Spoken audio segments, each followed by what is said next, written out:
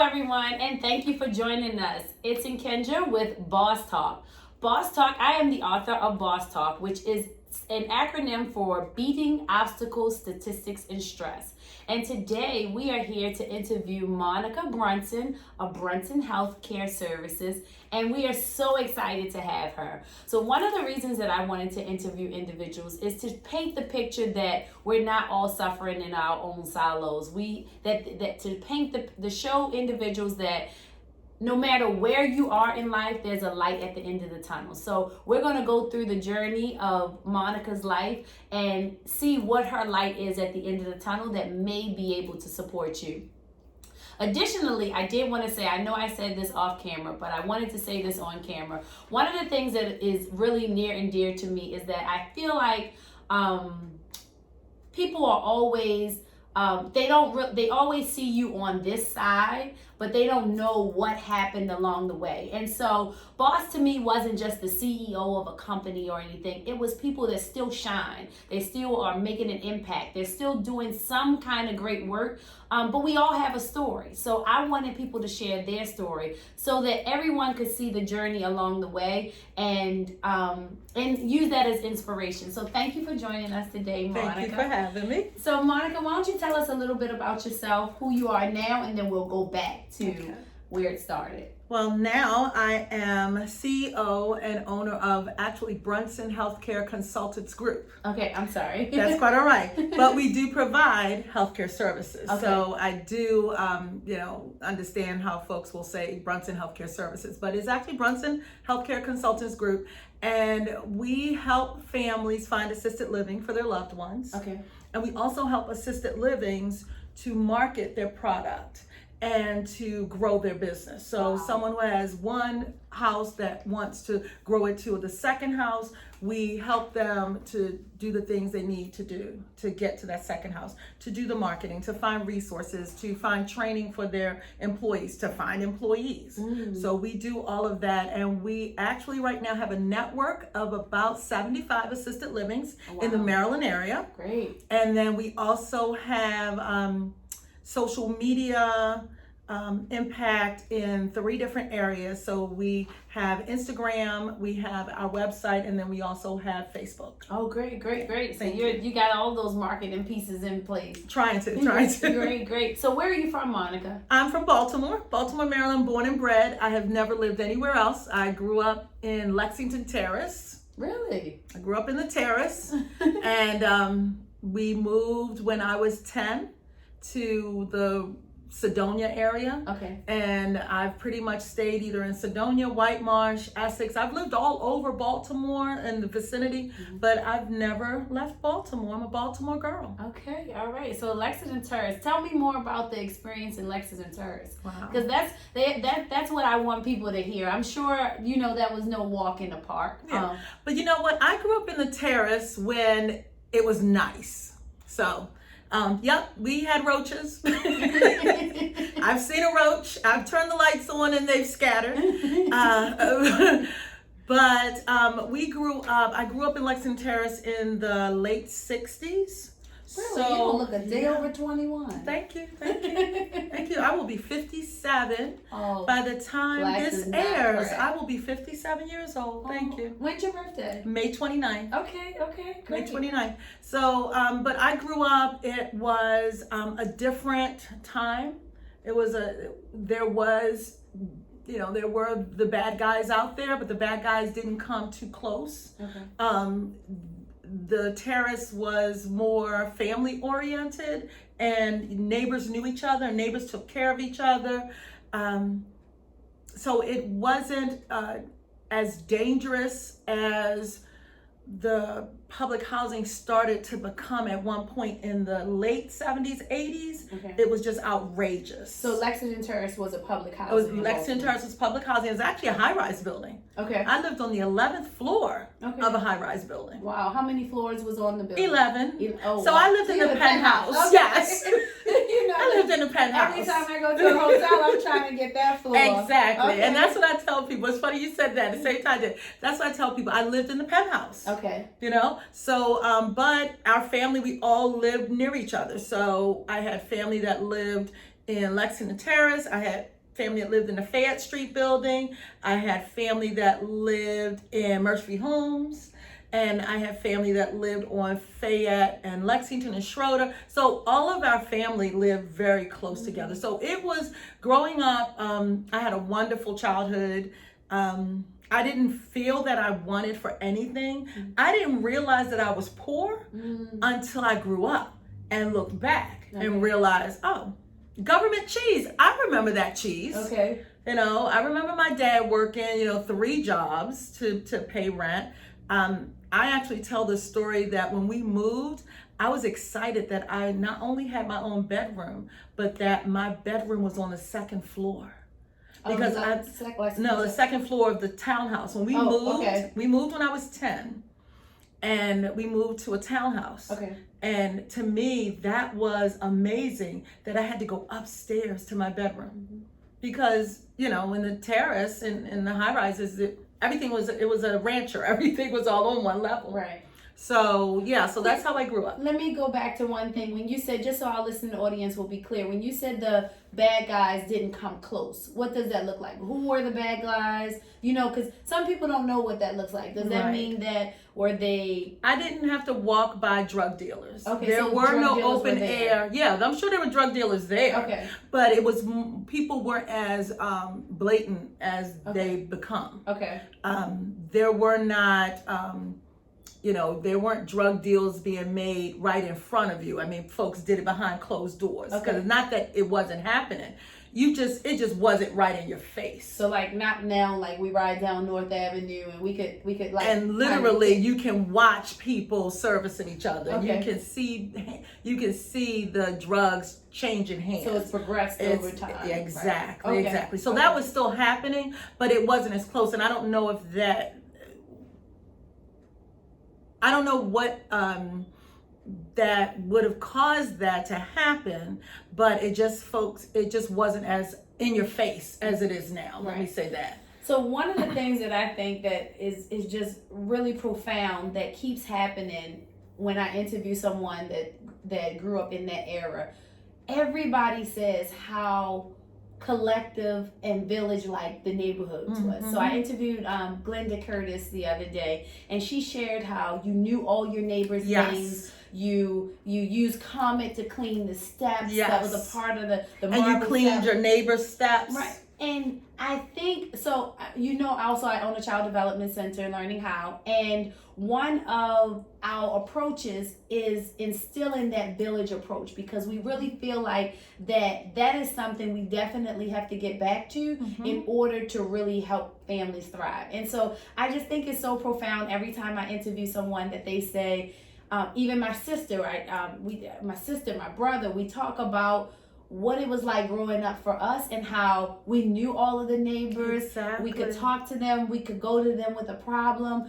And I get so excited, because I think when you are living in your purpose, your businesses overlap. Yes. You're going to meet people. There's going to be synergy around different things, and I just think that that's so profound. But I'm not going to go on a tangent. No, it's okay. About You're absolutely right, because even from a disciplinary standpoint, you did not misbehave in the street, because not only were you representing your family, but I'm going to call her name, God rest her soul, Miss Carrington was going to spank you.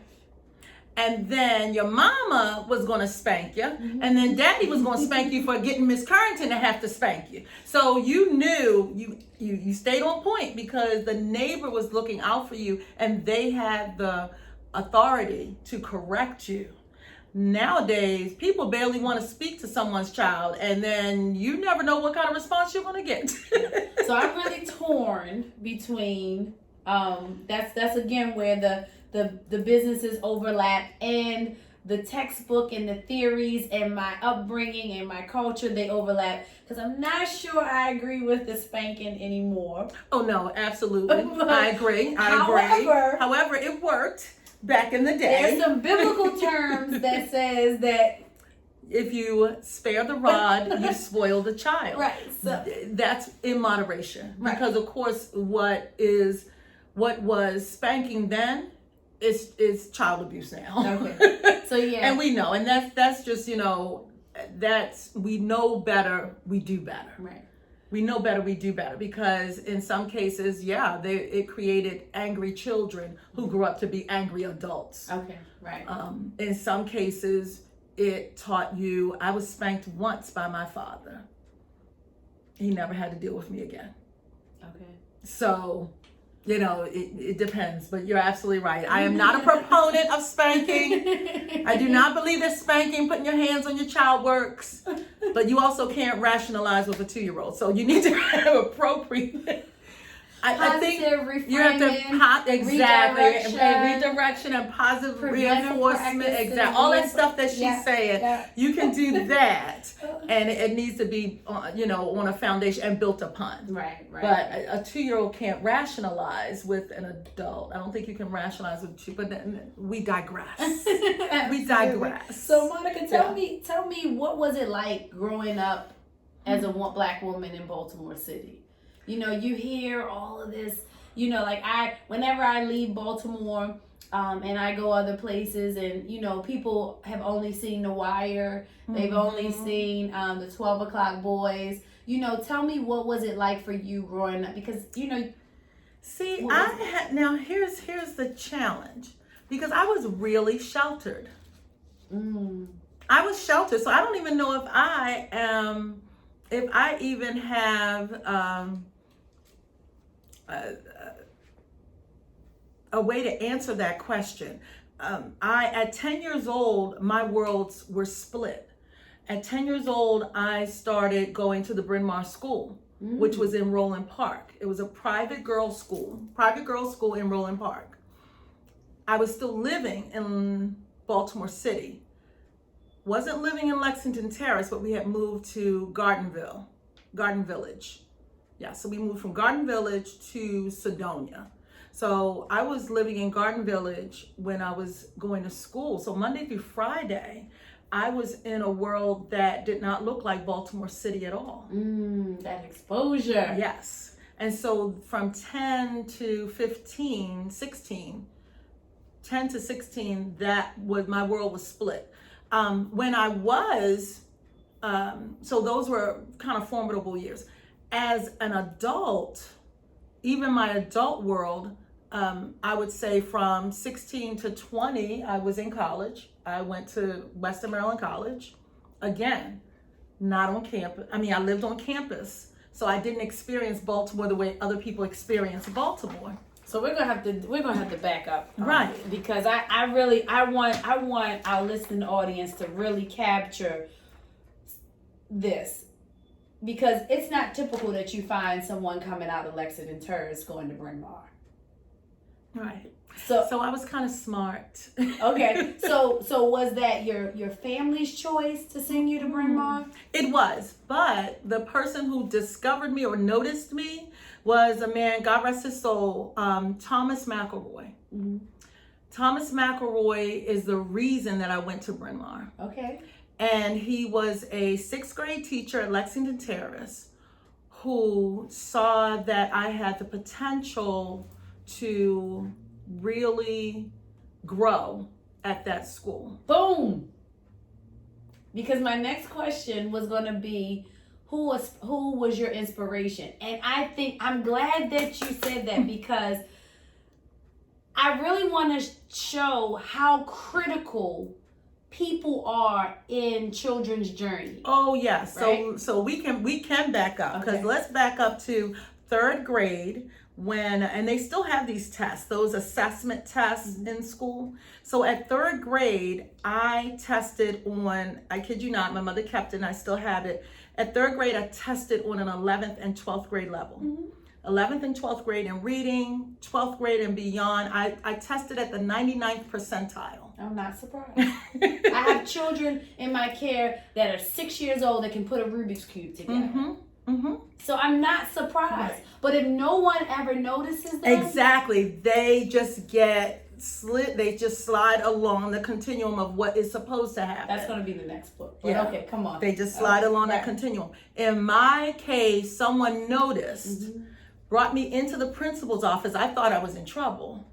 My mother was there. I thought I was in a lot of trouble. And they said, there is nothing we can teach her in 4th grade. We would like to graduate her.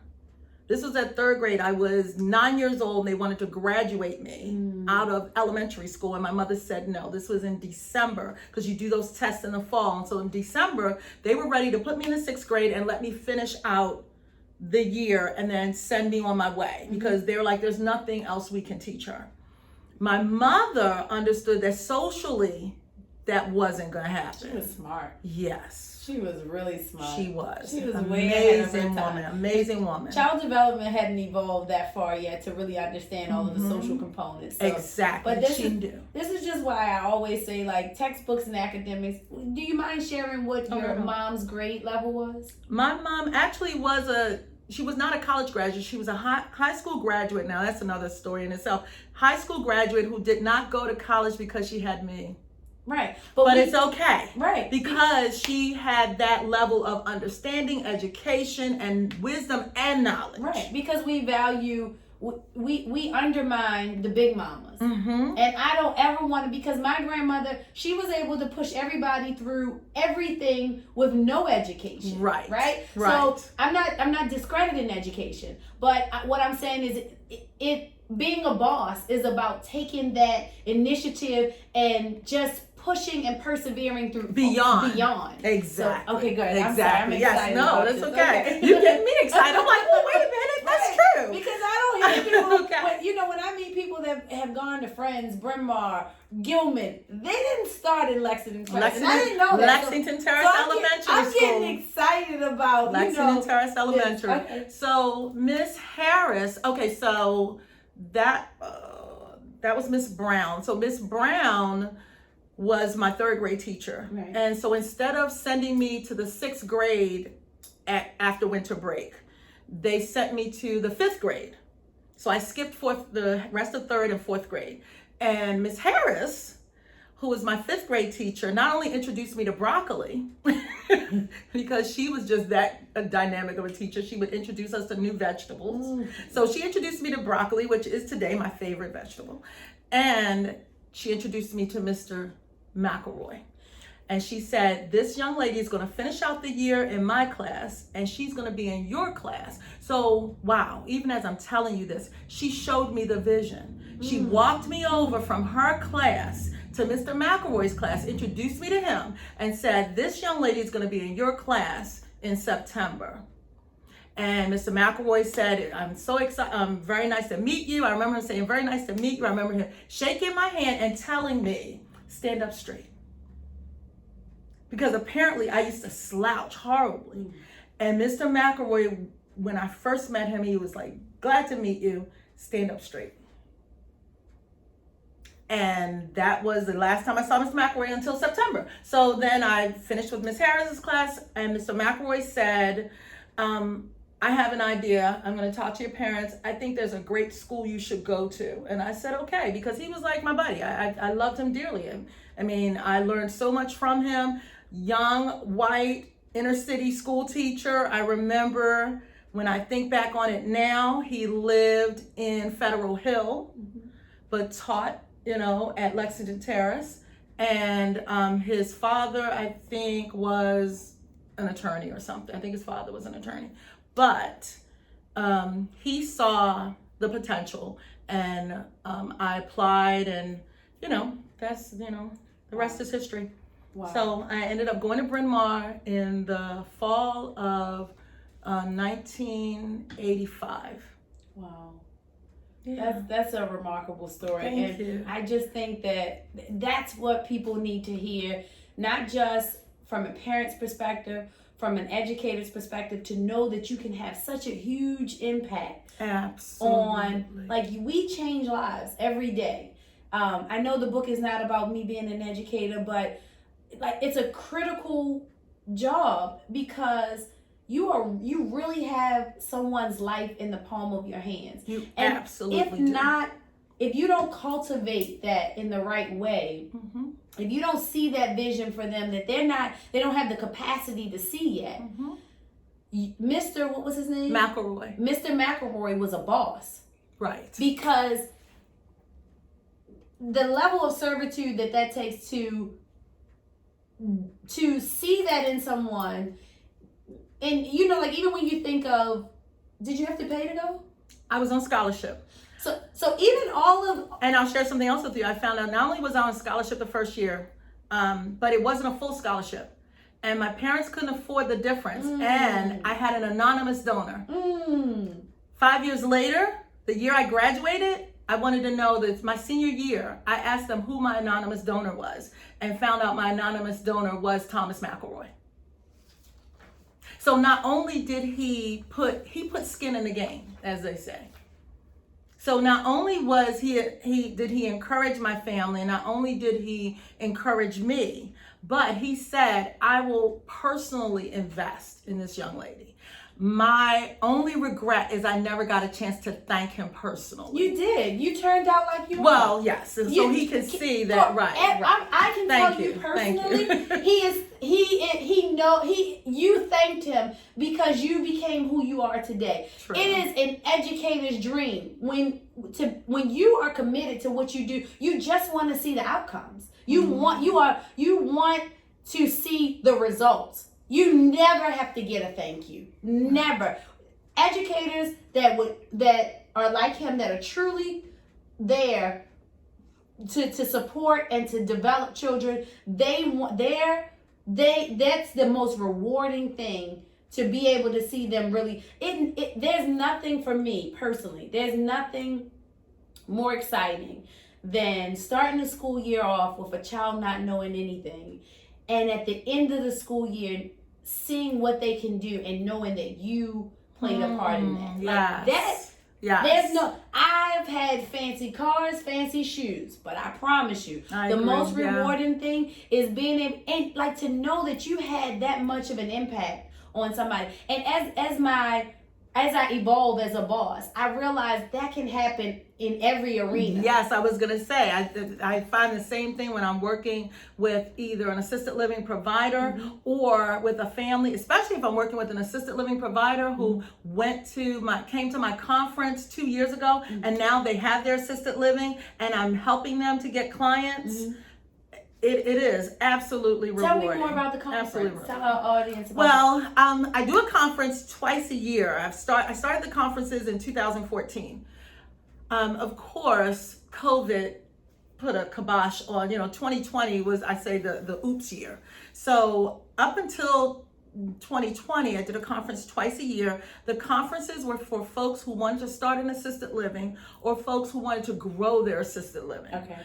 I started the conferences because when I stepped out on faith and started this business, and I truly stepped out on faith because I had no savings, no business plan, and I had a conversation with a fellow entrepreneur about the whole business plan. Business plans are great. I do not take anything away from business plans, but unless you're constantly looking at your business plan and changing it and allowing it to grow, if you did it because you went to a workshop and it's sitting on the shelf, it's doing you absolutely no good. Right. It needs to be a living document. Right. Exactly. I actually didn't even start with that. I just put an idea on a piece of paper. However, what I found was I was not finding the assisted livings that I was willing to place clients in. Is that how the conference came about? Yes. Okay. So the conference came about because I took the premise of build it and they will come. Okay. So I wanted to work backwards. I wanted to find out what assisted living providers were out there, make a name for myself because they needed to know who I was. So I offered a free conference for folks who wanted to start an assisted living or want to grow their assisted living, because I figured the current providers would come and then new clients will come. Okay. The current providers, I wanted to show them what families were looking for.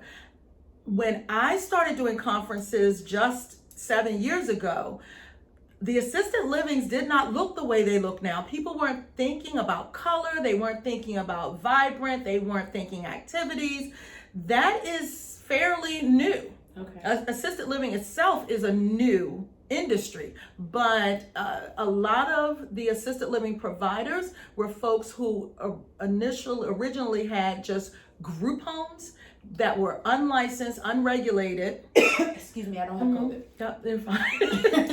The state just started really regulating assisted livings in the state of Maryland a few years ago. Okay.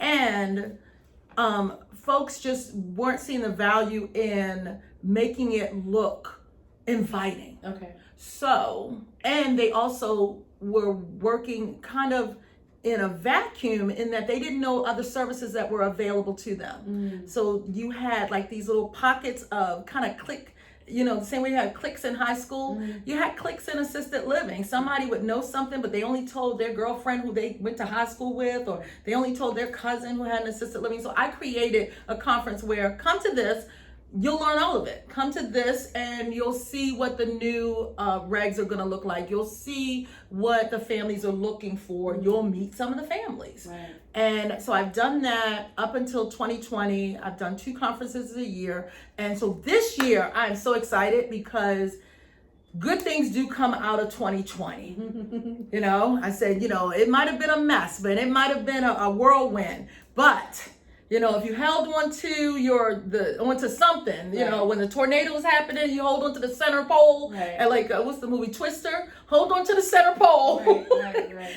And I came out with a vision of doing a virtual conference. Okay. And so it is going to be virtual. It's going to be over 3 days. It involves building your business. Day 1 is building your business. Day 2 is marketing and resources, and day 3 is focused on family caregivers and resources and services and stress, how to managing stress for the caregiver. Right. So that's great. That's wonderful. One of the things that I said to you before we went on camera was that I had a girlfriend that that does not have her, or didn't have her high school diploma. She has it now, and she's found her way in the industry to make over $100,000 a year. I think, to me, this is what really defines a boss. When you see a problem and you create the solution. You could have easily just complained about it and said, these assisted living providers, they don't have it. But instead you said, let me create a conference where not only can I capitalize on it, but it'll support everybody. Exactly. So it's going to make an impact, and I'm going to make money. I think impact and money together is just phenomenal. So I think that, to me, that's boss. That's boss. I'm feeling boss. Right. Okay. You are boss. You are boss. So what motivates you? Wow, what motivates me? That is an interesting one. I think if I were to drill down, what really motivates me is a desire to please God. I mean, it's going to sound so hokey, but it's true. Okay. What really motivates me is a desire to please my mom, who's gone on to be in heaven. So she's looking down on me, and thank you. So she's looking down on me, and I know that she was always my cheerleader, always my number one fan. She bought if I sold Avon, she was my first customer, and I've sold it all. I've sold Avon, Amway, Merkay, candles, exactly. Boss. Exactly. She used to tell me that I could probably sell sand to someone standing in the middle of the Mojave Desert. And I'm like, yes, I can sell them better sand. It's over there. Come follow me. My dad used to tell me I could sell water to a well. So there you go. Come on over here. There's better sand on this side. So yeah, that would be my motivation. That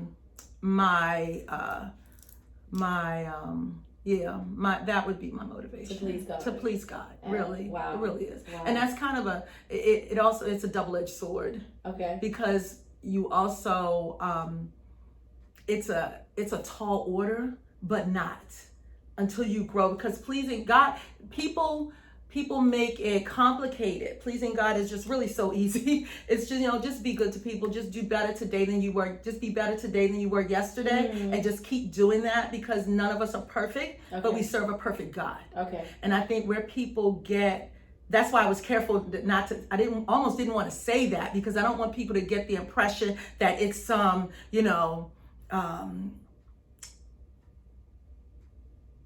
goal that I've I've arrived. Like, pleasing God is such it's a huge goal, but it's not. Right. It's a journey. It's right, not a destination. right. Thank you. Yeah. Even better. Thank you. Yeah, Better said. Absolutely. So, it's definitely a journey. And I think I always say, God, creator, Allah, whatever we want to, whatever name we choose to call him or her, whatever we pray to. I think each one is consistent to be good to people, to be good to yourself. All of those things are consistent across the board. Exactly. I don't care the standard golden rule. Yeah, they're all consistent across the board. So what are you most proud of? Wow.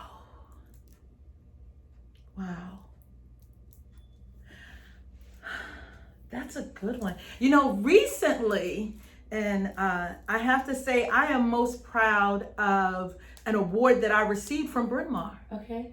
I received the Senior Alumna Award, wow, which is given to the alumnus who has graduated in 40 years or more from the school that has shown excellence in either the pursuit of volunteerism, service to Bryn Mawr, or service in their excellence in their chosen profession. No.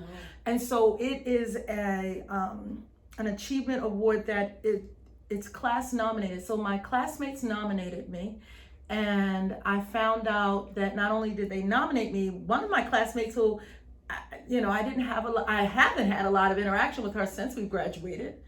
My interaction was probably minimal when we were in high school, because you're high school, you have your little groups that you hang with. But she not only nominated me, but then went on this campaign to make sure that I received lots of nominations. And when I won, it just blew my brain. It blew my brain away. The amount of love from these women who come from such diverse backgrounds. So I am most proud really of that. And then probably the second that's like right there, if I hadn't gotten that award, I really am most proud of the young women in my family. When you were talking about you don't know who you're influencing or how, the young women in my family who've grown up to be bosses. My cousin Keisha, my cousin Deja, my cousin Wanda, Diana, like these are little girls. Yes. Lamont. Right. These are all, Lamont, I did. I didn't change Shantia's diaper. Okay. But all the rest of those, I changed their diapers. Okay. So I laugh because I'm like, okay, I need to change. There we go. If I change your diaper, I'm going to change your life. Right, there you right, go. Right. And So I am absolutely most proud of just how they've grown and just, are bosses in their own right. Right. So. And it has to be with an influence from somewhere. Just right, like exactly. The influence for you was your teacher to be able to make that connection. And I wanted to go back to you being most proud of your award. I think as servants, you are always busy functioning in worrying about everybody else and taking care of everybody else. That it feels good to be appreciated when you're not looking for it. So 40 years later, everybody sees what you're doing, and it's like that confirmation to me sometimes that you're on the right path. Yes, and it was, and it came at that exact time in my journey. It came exactly that time in my journey where I was doubting myself, to be completely transparent. Right. Where I was doubting my purpose, I was doubting myself, I was kind of beating up on myself a little bit because I thought, you poured into all these people, you pour, and then you're over here, empty. Right. Exactly. And I'm like, God, this is what you called me to do. Then, I need you to be doing some stuff. And then boom. Filled your cup right back up. Filled my cup right back up. Exactly. Even more so. Right. Exactly. Right. Yeah. So just shifting a little bit, what was one of the most challenging things that you have ever had to face? Ooh, without a doubt, the death of my mom. Okay. Yeah. Death definitely can take a toll on us. It can, but you don't, there's this thing folks say, you don't know what you've got till it's gone. How old were you when you lost her? It's been 16 Oh my goodness, yeah. It's been 17 years. So I was 40. Okay. At a crucial time. And you know what? It's funny. I think about that and I'm like, at 40, women are making their own moves and making their own kind of coming into themselves. You know, you're 20, you're just wilding, you're just doing whatever, you know, you don't care, you know, in most cases, you're just doing you. At 30, you're like, okay, what is me? Who am I? What, you know, let me hone this up a little bit.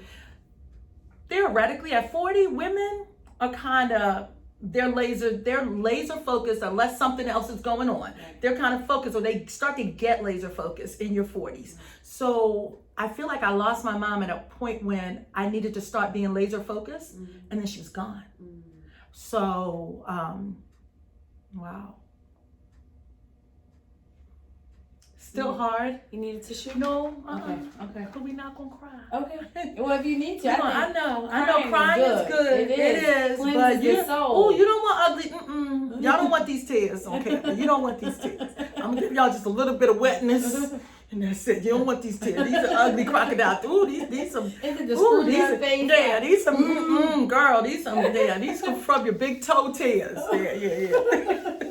You don't want these tears. Those are the best. I'm most productive the next day after those. Yeah, that is true. Those are good tears to cry. But you know, we trying to stay. You know, we trying to answer some questions here. I can imagine. So but that was the most. Well, let me take that back. I hate when people say that. I can't imagine. I hate when I don't like when No, people it's say, okay. No, that was a mistake because okay. everybody has their own experience with losing someone. Right. So it's never, you can't, I don't ever feel like people can say, I understand or what have you, because your relationship with her was what it was for what and your experience was your experience. It's absolutely unique. It is. Right. It is. It absolutely right. is. And I will say I can't imagine it because you're exactly right. Like I'll be 40 this year and life is totally different this year than it's ever been.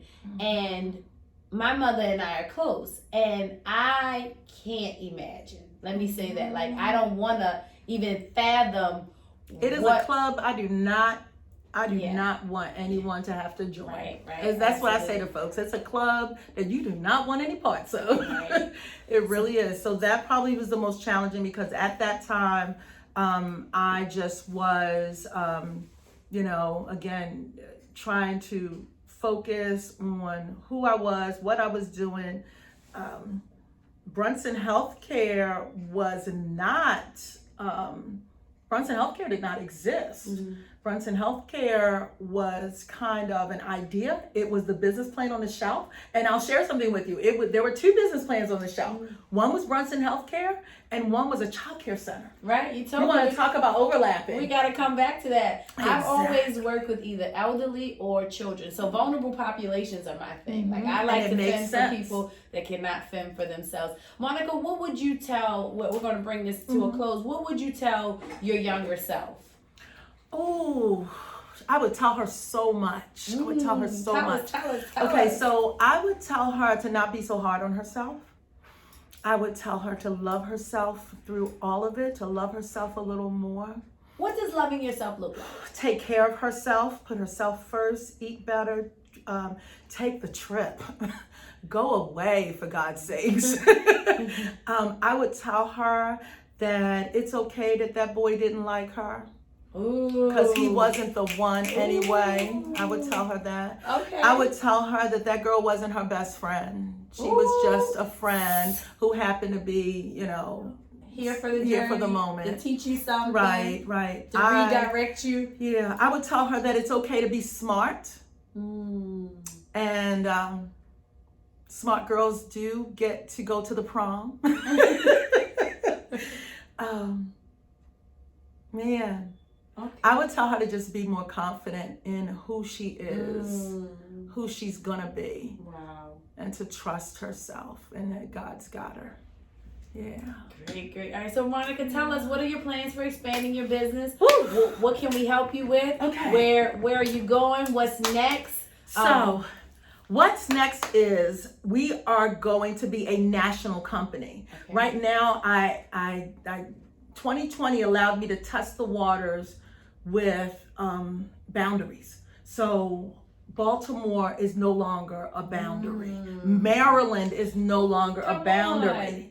And so Brunson Healthcare Consultants Group is going to be a national company, is a national company already. We have affiliates in Memphis, Tennessee. Okay. And we have affiliates in Tampa, Florida. Okay. So I'm already excited about that. My goal is to be the #1 requested assisted living placement service in the state of Maryland. Awesome. We are already the #1 requested assisted living placement service in Baltimore. Boss talk. Okay. But we are going to be #1. We are going to be the service that you want to be a part of. We want to be able to expand the network, have Brunson Healthcare Consultants affiliates in every state. And I would love, I have a friend in London even, and I would love to see this service available internationally. Global. Let's do it. Yes. Do it. So from Lexington Terrace right to London. To London. There we go. There we go. I love it. I love it. I see it. I can see it. Yes. Yes. Oh man. Well, I thank you so much for taking the opportunity to. No COVID. I thank you so much, Thank everyone. you. And this is truly what Boss Talk is about: painting the picture from Lexington Terrace to London. So I thank you all today for listening with Monica with Brunson Healthcare. And Monica, how would someone reach you if they're looking for placement for their loved ones? Because since you are the #1 placement service, how would they find you? And if you could give all of your contact, it'll be underneath of this video. All of Monica's information, her website, everything will be under this video. But Monica, if you don't mind sharing where they can find you. So you can reach me. The easiest way is to simply email me at info@brunsonhealthcareconsultants.com. So info@brunsonhealthcareconsultants.com. You can call me, leave a message. If I don't pick up, leave a message. I will respond within 24 hours. 410-935-0232. And we do service all of the state of Maryland, some areas of Memphis and Tampa.